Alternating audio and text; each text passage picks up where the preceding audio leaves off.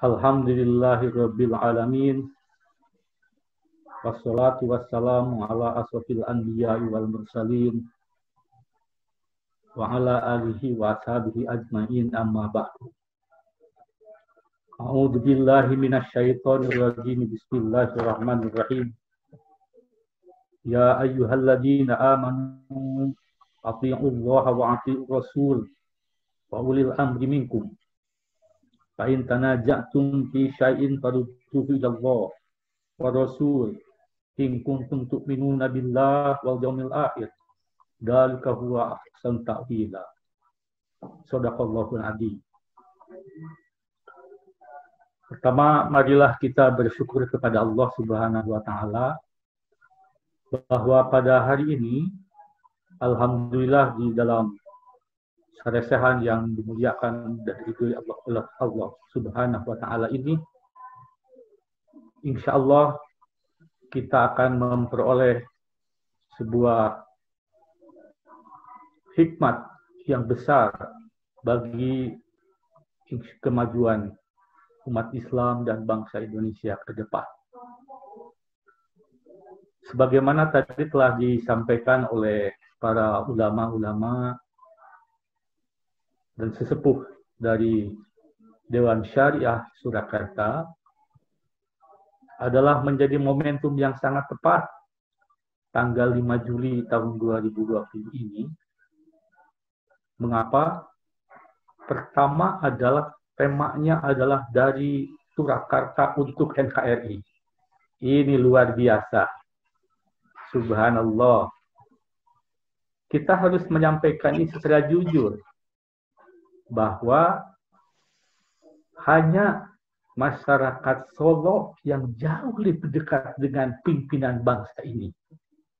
Karena itu sekali lagi saya menyampaikan subhanallah, apresiat terhadap Dewan Syariah. Kenapa? Sebab sekali lagi yang paling dekat itu adalah kita dari Solo terhadap Presiden kita Republik Indonesia Pak Jokowi Dodo ini. Jadi kalau ada apa-apa ya saudara-saudara kita di Solo ini bertanggung jawab sebenarnya dalam konteks kepemimpinan. Yang kedua ini menjadi menarik. Kenapa? Karena kita mengangkat sebuah tema yang sangat didambakan, yang sangat dicita-citakan, yaitu tentang kembalinya akhlakul karimah atau jati diri atau keberadian bangsa yang tentu religius, yang tentu agamis, yang tentu mewarisi syariah Ibrahim, Musa, Nabi besar Muhammad SAW. Oleh sebab itu, saya yakin insya Allah Allah meridhoi kita bahwa saresehan ini adalah juga jalan meluruskan perjalanan sejarah yang bengkok-bengkok. Dalam waktu yang cukup relatif singkat ini, saya akan menyampaikan pertama, pertanyaannya adalah, mana yang jauh lebih sahih antara kelahiran Pancasila dengan deklarasi 18 Agustus 1945. Pertama, harus kita pastikan bahwa Pancasila sebagai dasar negara kita merupakan kristalisasi perjalanan panjang yang tentu tidak merupakan hasil asli dari Indonesia. Tapi kita tahu betul bahwa Presiden Soekarno itu juga membaca buku-buku dari Sun Yat-sen, dari Ernest Renan, dari Karl Marx, dari Marxis. Itulah sebabnya kemudian, jika kemudian ujungnya baunya adalah ke situ, karena memang di dalam buku sejarah yang paling banyak dikemukakan pergaulan akademik atau perjalanan intelektual beliau itu adalah dengan negara-negara yang selama ini dipandang sebagai negara merah atau negara European Union. Tidak banyak yang diceritakan bagaimana dialog dia dengan Cokroaminoto. Tidak banyak dia ceritakan perjalanan dialog dengan Natsir, termasuk dengan Kiai Ahmad Hasan. yang itu jelas-jelas mempengaruhi jati diri seorang presiden pertama Soekarno itu.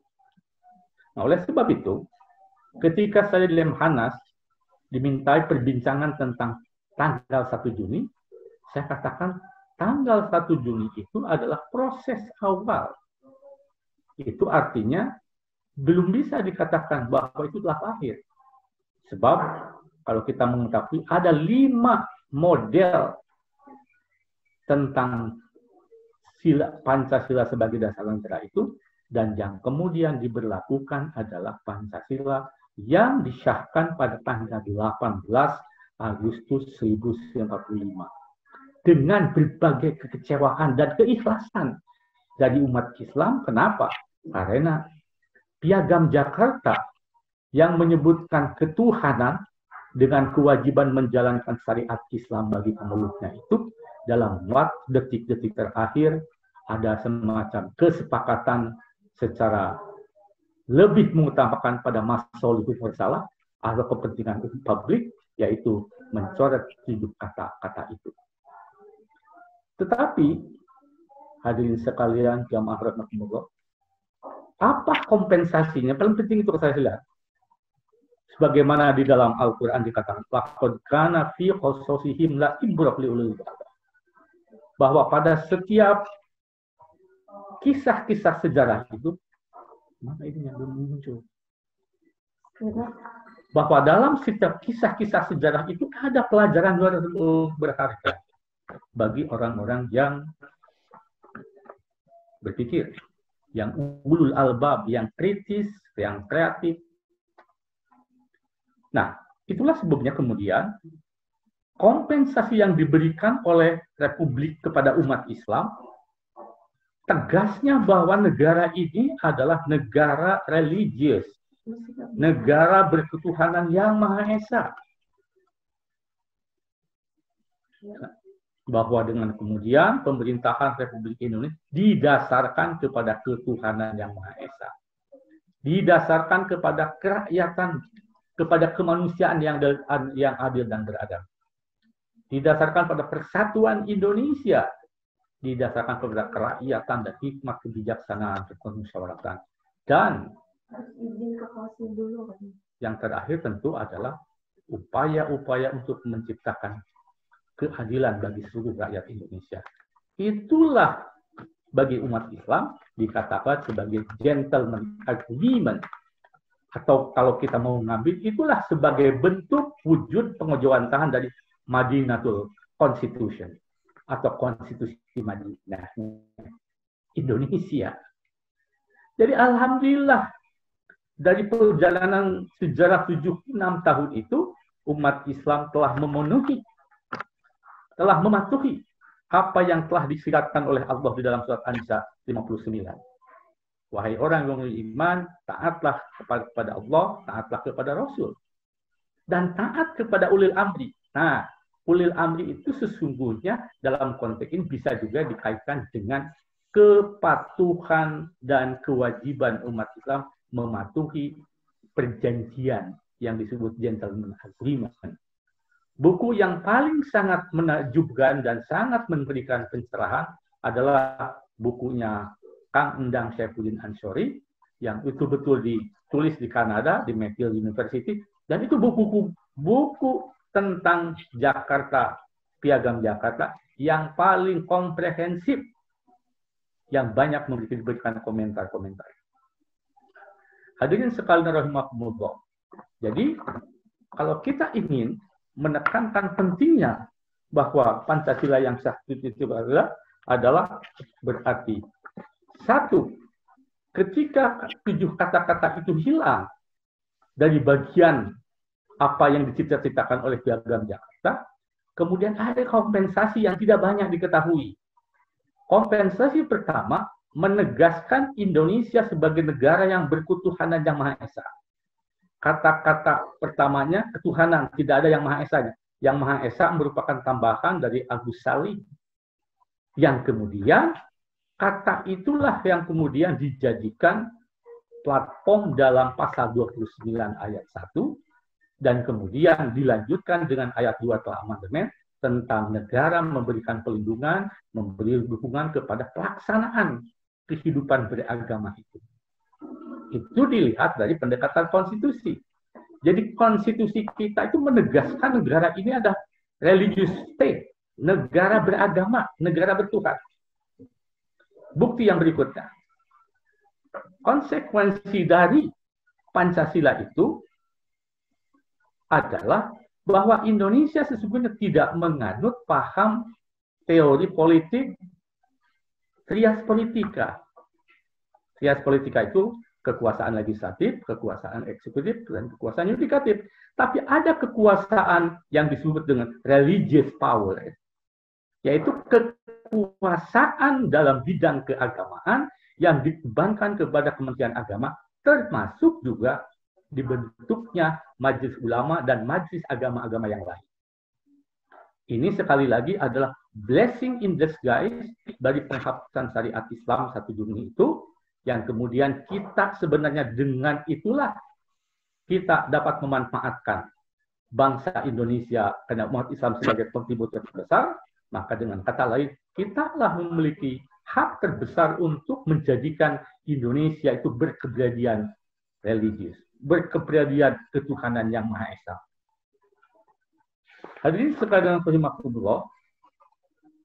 Nah, dalam perjalanan panjang itu, tentu saja banyak pengaruh-pengaruh yang menjadikan bangsa Indonesia itu religius menjadi anti-religius. Nah, dari pandangan inilah kemudian kita bisa melacak sejarah. Silakan, saya bisa dibantu host untuk menampilkan gambar tentang adanya penyimpangan tafsir Pancasila untuk kepentingan politik. Jadi Pancasila yang telah jadikan dasar negara, telah jadikan alat pemersatu bangsa ini, silakan masuk ke langsung ke penyimpangan tafsir Pancasila. Jadi ternyata pengaruh dari kekuatan non-lokal atau kekuatan import, Marxisme, Leninisme, ateisme itu, ternyata inilah yang kemudian mengakibatkan adanya upaya-upaya untuk menderogasi atau melumpuhkan nilai tertinggi Pancasila, ketuhanan yang Maha Esa itu, dengan menjadikan Pancasila diperas. Jadi pas Pancasila sebagai dasar negara, pemersatu bangsa, kemudian penyimpangan tafsir Pancasila untuk kepentingan politik. Itulah pada tahun 59-63 muncul apa yang disebut dengan demokrasi terpimpin, kemudian juga Pancasila diperas menjadi Trisila, Pancasila kemudian diperas lagi menjadi Ekasila. Jadi sesungguhnya peristiwa yang terjadi dalam RUU HIP itu bukan sesuatu yang baru.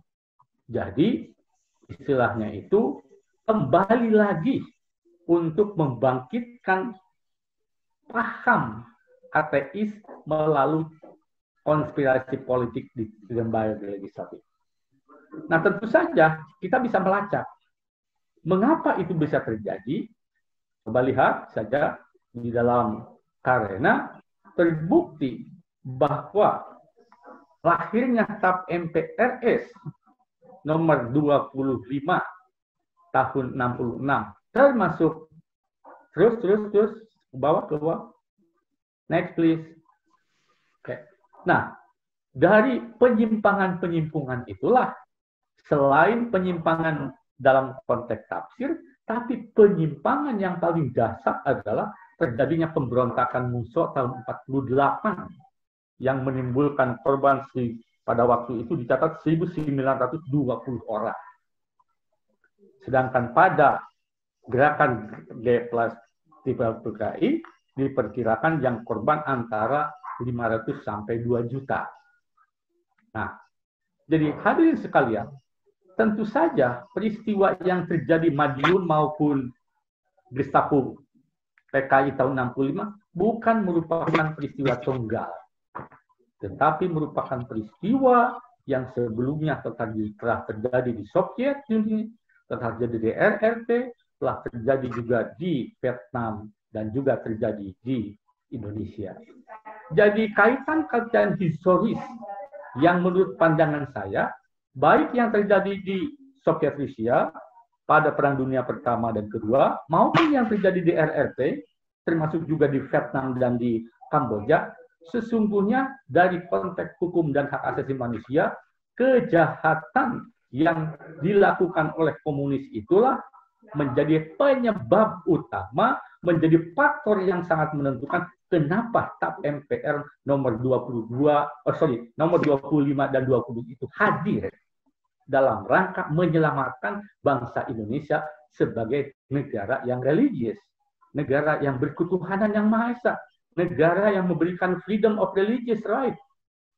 Oke. Nah, dari konteks itulah saya katakan bahwa betul-betul revolusi yang dilakukan oleh komunis di berbagai belahan dunia itu dilakukan dengan cara-cara kekerasan, cara-cara pembantaian.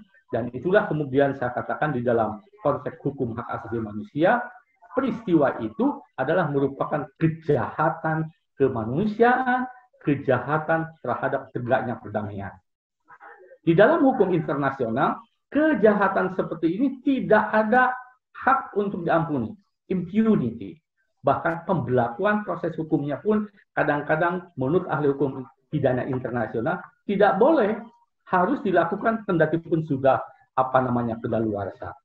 Nah, selanjutnya saya ingin menyampaikan kenapa kebangkitan gerakan komunis itu muncul kembali.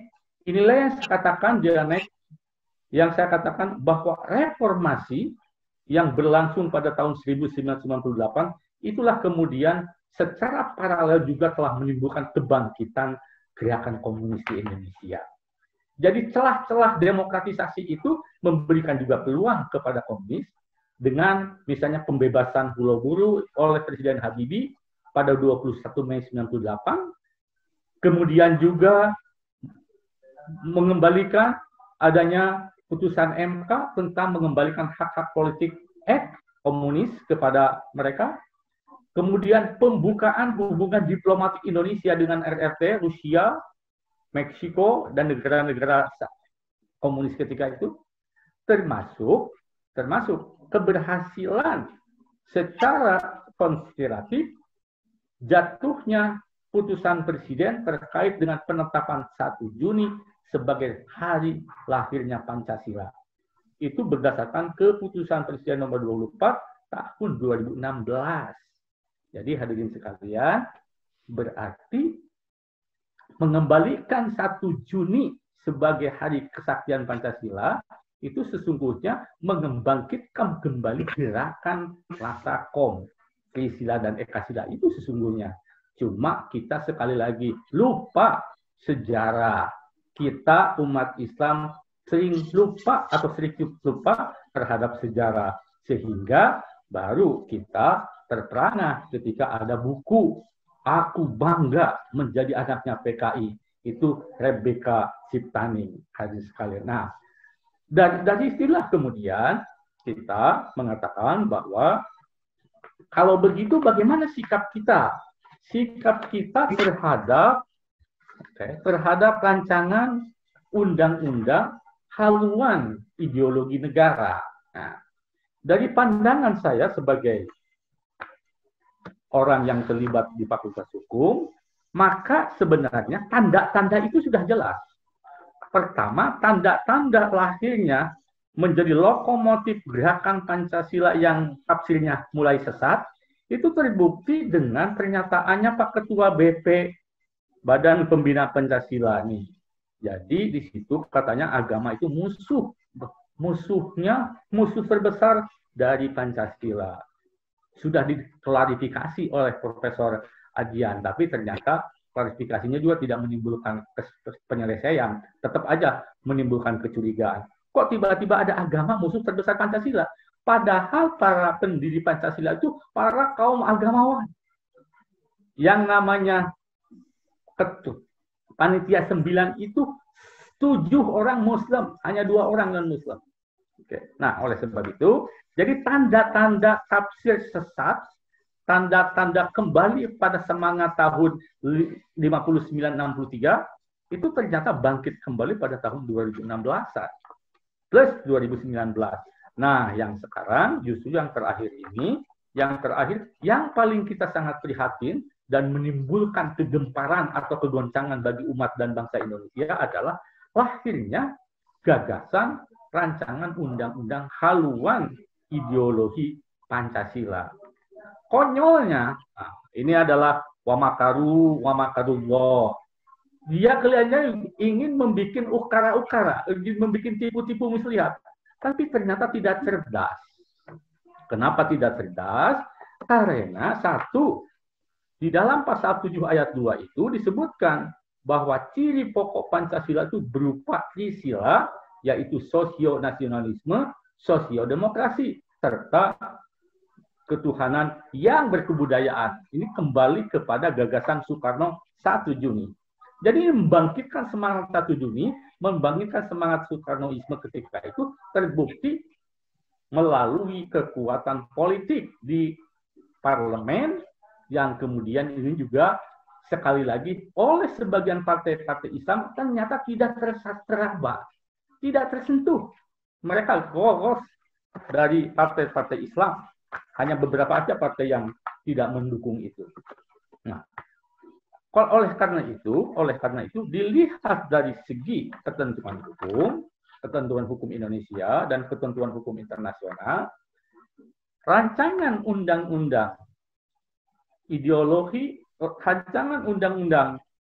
haluan ideologi Pancasila itu tentu saja kalau dilihat dipandang dari segi hukum, dari segi filsafat, saya katakan di dalam bagian akhir itu RUU KIP mubazir harus dihentikan untuk selamanya, forever, tidak ada ampun.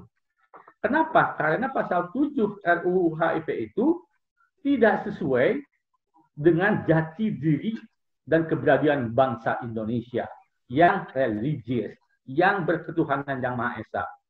Bisa dibuktikan kan dalam RUU itu pasal 7 ayat 2-nya tidak ada ketuhanan yang Maha Esa. Adapun ketuhanan yang berkebudayaan. Jadi kembali ini kepada masyarakat tradisional, masyarakat primitif. Kalau ada Tuhan, ada budaya dicampur-campur ya. Nah, jadi dengan kata lain, karena itu saya katakan RUU Mubazir harus dihentikan untuk selamanya. Karena pasal 7 RUU tidak berkesesuaian dengan jati diri bangsa Indonesia yang religius, yang berketuhanan yang Maha Esa.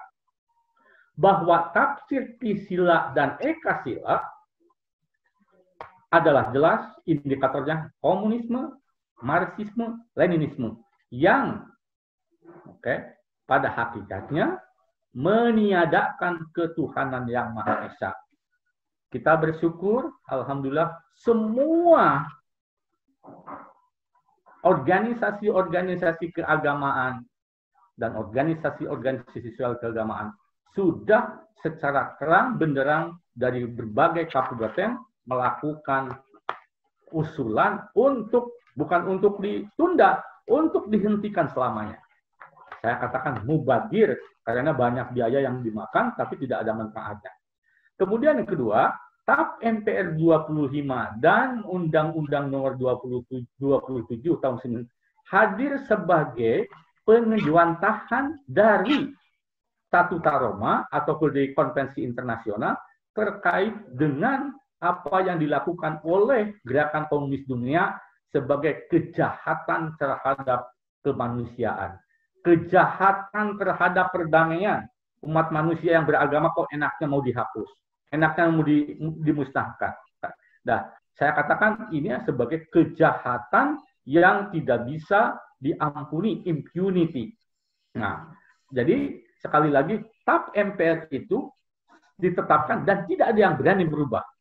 Kenapa? Umat Islam, kebetulan saya di Lemhanas pada tahun 2016, saya juga menyampaikan bahwa sikap umat Islam dengan TNI dan masyarakat Indonesia terbesar sepakat untuk tidak mengutak-ngatik dan mengubah TAP MPR nomor 25, termasuk juga nomor 20, yang kemudian itu menjadi jaminan bahwa sampai ke masa depan, Indonesia akan tetap sebagai negara religius, negara yang berketuhanan yang Maha Esa. Konsekuensinya apa? Konsekuensinya memang menjadi tidak ada ruang bagi warga negara yang tidak mau menganut salah satu agama. Nah, itu menjadi keyakinan kita. Nah, sekarang bagaimana strateginya? RUU HIP mubadir, dan karena menghabiskan uang rakyat yang jika jadi undang-undang tersebut itu tidak akan pernah dapat berlaku, mengingat Pancasila sebagai dasar negara secara yuridis konstitusional, karena nantinya undang-undang HIP berkedudukan jauh lebih rendah daripada TAP MPR. Jadi dalam pasal 7 Undang-Undang Nomor 15 Tahun 2019 jelas sekali hierarki undang-undang di Indonesia itu undang-undang dasar, undang-undang dasar, lalu ke TAP MPR. Jadi TAP MPR itu berada lebih tinggi daripada undang-undang. Jadi kalau nanti itu undang-undang HIP itu bisa disahkan, tetap tidak akan berlaku. Kenapa? Karena tidak bisa mengalahkan TAP MPR. Nah, di dalam bahasa Latinnya dikatakan lex posterior derogat lehi imperiali. Peraturan-peraturan yang lebih tinggi menghapuskan, mendeliger peraturan yang lebih rendah. Nah, kemudian apa usulan kita dari diskusi ini? Usulan saya dari kajian yang saya lakukan itu, pihak Polri, TNI, dan bangsa Indonesia wajib menuntut karena inisiator terhadap inisiator RUU HIP yang diduga berat sebagai diduga keras, tergolong sebagai kejahatan atas kedaulatan negara, dan ini diatur dalam Undang-Undang Nomor 27 Tahun 1999 tentang telah berkaitan dengan kejahatan terhadap keamanan negara, khususnya pasal 107 dan pasal 108 yang dijadikan pasal-pasal di dalam KUHP untuk menjerat siapa saja yang melakukan, yang berupaya melakukan, mengubah, menulis, menceritakan tentang perubahan ideologi negara itu.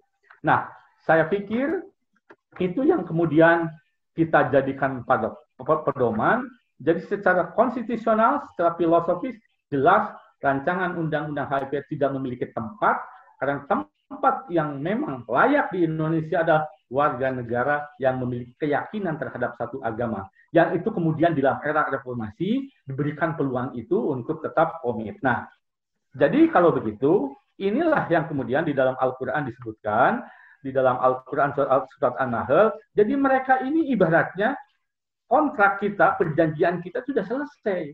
Fakta sunsur pada aufu bil uqud, kata Al-Quran. Penuhilah janji-janji itu. Nah, janji kita itu sudah selesai. Tanggal 18 Agustus 45. Kita pun yang memiliki Jakarta Charter dengan hilangnya 7 kata ikhlas menerima situasi itu. Tapi kemudian sebagai bangsa besar, sebagai umat Islam yang tentu sangat dimuliakan oleh Allah, diingatkan oleh Al-Quran, Bismillahirrahmanirrahim, wala takunu allati taqadat ajraha min ba'di quwwatin angkasa. Dan janganlah kamu seperti orang-orang perempuan yang menguraikan benangnya yang sudah dipintal dengan kuat menjadi cerai-berai, dihancurkan kembali. A'udzubillahi min dzalik. Kita sebagai bangsa besar, umat Islam sebagai kontributor terbesar bangsa ini, NKRI ini, sekali lagi saya katakan bahwa eksistensi Pancasila sebagai dasar negara, sebagai pemersatu bangsa, dan jangan lupa sebagai basis dari negara yang religius atau negara yang berketuhanan yang Maha Esa.